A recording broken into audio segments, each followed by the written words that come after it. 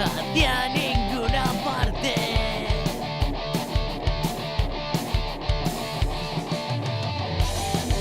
Trabajos estresantes y poco gratificantes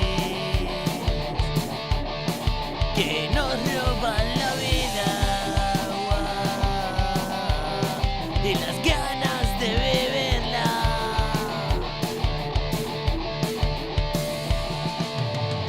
El reflejo de la tristeza en una pena absurda se convierte en un alto índice de consumir cosas que no necesitamos para sentirnos vivos en vidas vacías donde manda la soledad. Viviendo como autómatas ya no tenemos personalidad. Somos muchos pero estamos solos. Envidia libre voy a comprar.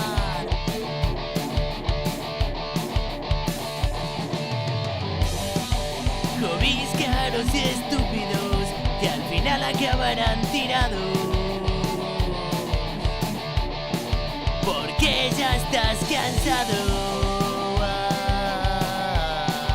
de la vida que te ha tocado.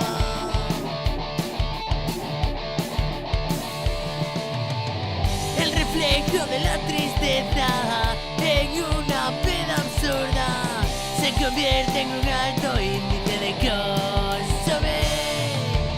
cosas que no necesitamos para sentirnos vivos en vidas vacías donde manda la soledad.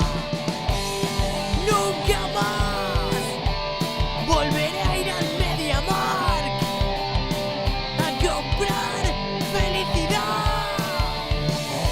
Nunca más volveré al puto IKEA a comprar muebles para una casa sin vida.